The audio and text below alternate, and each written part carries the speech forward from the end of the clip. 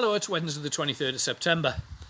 Just come back from doing a communion service at Heppel, and it's good to be back. We've been away for 3 weeks in our camper van, journeying around. We love it. It's got everything in that we need. It makes us feel secure. It's like our little home from home. And the journey we've been on wasn't the journey that we planned.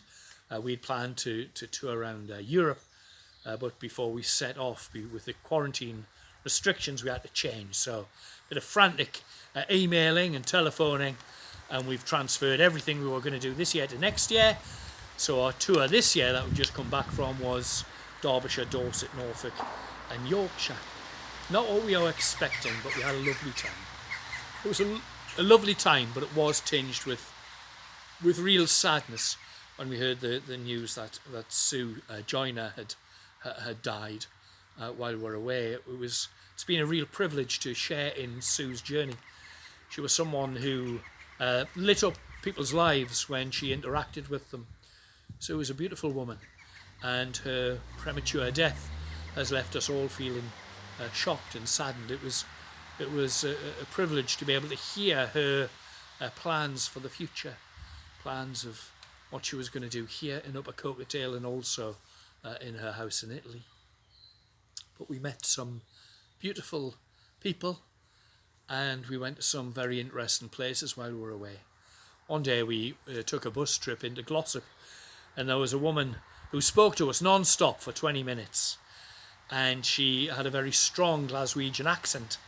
And I know now what's more difficult to understand than a woman with a very strong Glaswegian accent, and that is a woman with a strong Glaswegian accent while wearing a face mask.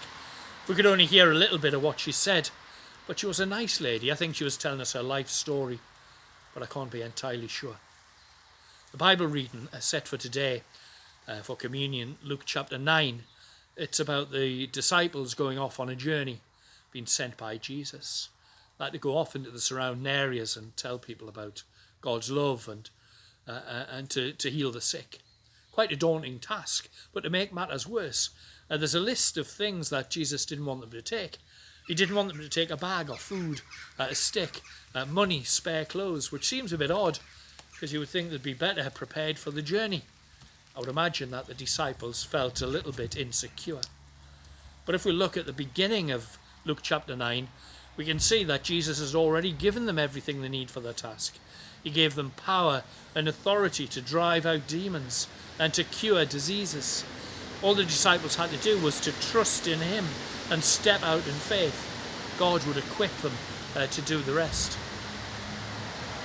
Jesus, I think, didn't want the disciples to get so caught up in the preparation that became more important than the journey itself.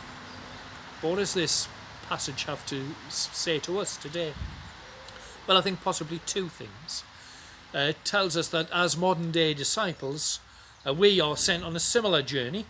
He sends us into our community to share God's love, to tell our neighbours how much they are loved unconditionally. And that can be daunting for us as it was for the early disciples. Maybe we don't feel fully prepared. We might worry that we won't say the right thing or explain things clearly enough if we're asked a question. And it's at this point we might be tempted to put off the journey until we've done a bit more Bible study or a bit more prayer. And both of those are good things, but as in the passage, Jesus doesn't want us to get so caught up with preparations that we never set off on the journey. He's already given us what we need in order to share our faith.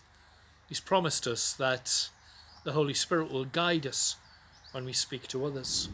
All we need to do is step out in faith and start those conversations.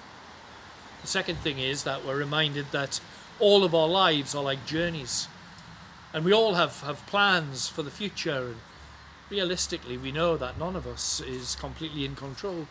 We know the way that things are changing day by day at the moment. We just don't know what our future holds. We don't know where our journeys will take us. We don't know whether our life journey will be long or short, and we can't always be fully prepared for what will happen along the way. But the great thing is that no matter what happens, we can feel secure in the knowledge that God has given us his Holy Spirit to help us and to guide us, and that Jesus promises that he is with us every step of the way, even to eternity. So as we set out on our journey, and wherever our today's journey leads us, may we go with God's blessing. I'm going to end now with the traditional Gaelic blessing. May the road rise up to meet you. May the wind be always at your back. May the sun shine warm upon your face. The rains fall soft upon your fields. And until we meet again, may God hold you in the palm of his hand. Bye for now.